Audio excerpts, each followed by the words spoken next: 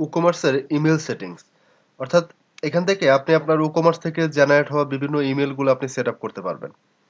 যেমন প্রথমত আপনি একদম নিচে যদি আসেন তাহলে এখানে দেখাচ্ছে যে ইমেল সেন্ডার অপশনস। এখানে আপনি কি করবে, ফ্রম নেম, অর্থাৎ আপনি যেই ইমেলটা পাঠাবেন ওইটা কোন নামে যাবে ওই নামটা আপনি এখানে সেট করে দেবেন। আপনার ওয়েবসাইটের নামটা অটোমেটিক্যালি সেট হয়ে থাকবে। আপনার ক্লায়েন্ট যদি বলে যে এখানে আপনার ওয়েবসাইটের নাম না হয়ে একটু ডিটেলস ভাবে আসবে কিছু, তো ওইটা আপনি এখানে সেট করে দিতে পারেন। এরপর বলতেছে ফ্রম অ্যাড্রেস, এটা ডিফল্ট ভাবে ওয়েবসাইটের যে অ্যাডমিনটা আছে অ্যাডমিনের নামে বা যে ইমেলটা আছে ওই ইমেলটা এখানে অ্যাড হয়ে যাবে।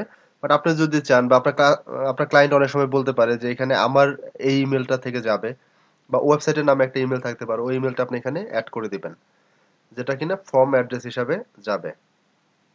এরপর বলতেছে ইমেল টেমপ্লেট হেডার ইমেজ। তা আপনি যেই ইমেলটা পাঠাবেন বা আপনার ওয়েবসাইট থেকে যে অটোমেটিক্যালি ইমেলটা জেনারেট হবে তার মধ্যে আপনি যদি চান যে আপনার ওয়েবসাইটের লগোটা আপনি সেট করে দিবেন, তাহলে এখানে হেডার ইমেজ হিসাবে আপনার ওয়েবসাইটের লগোর লিঙ্কটা এখানে দিয়ে দিবেন। লগো লিঙ্কটা আপনি কোথায় পাবেন? মিডিয়া থেকে লাইব্রেরিতে যাবেন, এখানে যে আপনার লগোটা আপলোড করে দিবেন।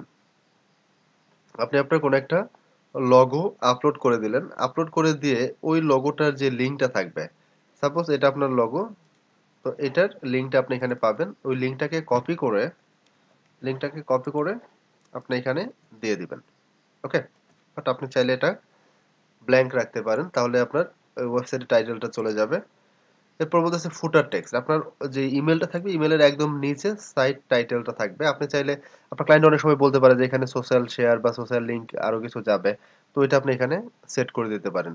নিচে মনে করেন যে আপনি কিছু আইকন দিয়ে ডিজাইন করে রাখলেন, ডিজাইন করে ওইটা আপনি পাঠিয়ে দিতে পারবেন। এরপর আপনার ইমেলগুলো, আপনার ক্লায়েন্ট চাইতেছে যে আপনি আপনার ওয়েবসাইটের ভিতরে যখনই কোনো একটা অর্ডার পড়বে, অর্ডারটা তার একজন মনে করেন প্রোডাক্ট ম্যানেজার থাকবে বা শপ ম্যানেজার থাকবে যার ইমেলে যাবে। ঠিক আছে, ডিফল্ট ভাবে এই অর্ডার ক্যান্সেলেশন ফেল যা আছে সবগুলা অ্যাডমিন, যে মেন অ্যাডমিন থাকে, অর্থাৎ ওয়েবসাইটটা তৈরি করার সময় যে ইমেল দিয়ে করা হয় ওই ইমেল এখানে সেট হয়ে থাকে। তো আপনি চাইলে এই ইমেলগুলো আপনি চেঞ্জ করতে পারবেন। তো এটা চেঞ্জ করার জন্য আপনি নিউ অর্ডারে ক্লিক করলেন বা এখানে সেটিংস এর ভিতরে ক্লিক করলেন। সেটিংস এর ভিতরে ক্লিক করলে আপনাকে এখানে নিয়ে আসবে, বলবে ইনেবল এন্ড ডিসেবল। এখানে আপনি ইমেল নোটিফিকেশনটাকে আপনি ইনেবল অথবা ডিসেবল করে রাখতে পারেন। তারপর রিসিপিয়েন্ট যে থাকবে তার ইমেলটা আপনি এখানে অ্যাড করে দিলেন। চাইলে সাবজেক্টও আপনি চেঞ্জ করতে পারবেন। ডিফল্ট ভাবে এটা দেখাচ্ছে যে সাইটের টাইটেলটা ফার্স্টে থাকবে, তারপর নিউ কাস্টমার অর্ডার থাকবে, তারপর বলতেছে অর্ডার নাম্বারটা থাকবে এবং অর্ডার ডেটটা থাকবে। তো আপনি চাইলে এটা আপনার মতো করে চেঞ্জ করে নিতে পারেন অথবা ডিফল্ট ভাবে রেখে দিলেন, শুধুমাত্র আপনি ইমেলটাকে চেঞ্জ করে দিলেন আপনার ক্লায়েন্টের রিকোয়ারমেন্ট অনুসারে। তো এরকম ভাবে আপনার যে ক্যান্সেলেশন অর্ডার এটার আপনি ইমেল সেট করতে পারবেন। তারপর আপনার যেই ফেলড অর্ডার, অর্থাৎ কোনো একটা অর্ডার আপনার মানে কাস্টমার করার ট্রাই করছে বাট সেটা কোনো কারণে কমপ্লিট হয় নাই, সেক্ষেত্রে আপনি ফেলড নোটিফিকেশনটাও পাঠাইতে পারবেন বা দেখতে পারবেন।